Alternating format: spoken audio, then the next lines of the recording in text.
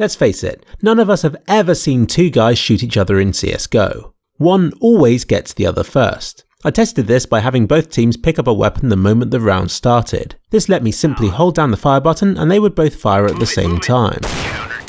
Conclusion? I'm better than 2clicks Philip.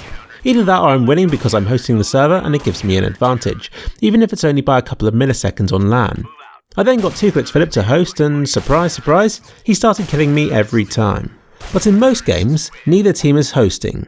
That's why I called along poor, pathetic Clicks Philip on his potato PC to host and to see what happened. This continued for a while. 2clicks Philip, despite having the same ping as me, would beat me round after round. Maybe this game favours terrorists. I switched teams, and sure enough I began winning. Or not. I had to get to the bottom of this. 2clicks Philip can't be better than me. Maybe it's the mice. That's it, stupid wireless sensei with a bit of delay. Let's swap them around. Unfortunately, by the time I had done this, the server had timed out, so I had to reconnect and sure enough, I started winning. But then I switched them back again and continued to win, even if I was using the wireless mouse. In conclusion, if two players are on a hosted server with the same ping as each other, one still seems to have the advantage. Apart from on the first round where anything can happen. But there are other ways to die other than shooting. When falling, it's random. This is because there's a bit of variation in how quickly people fall, and it's always the one who lands first who dies first and therefore loses the round. I have no way of testing this more accurately since they definitely start falling at the same time as I shoot the ground out.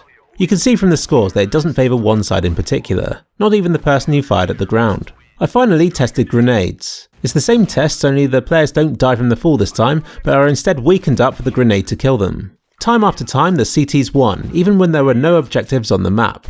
No bomb, no hostage. CTs would always win, even if the two players swapped teams. There are a few exceptions to this, but it doesn't really count, since the grenade would explode before the players landed and the fall would kill them, in which case the terrorists would occasionally win the round if they fell more slowly.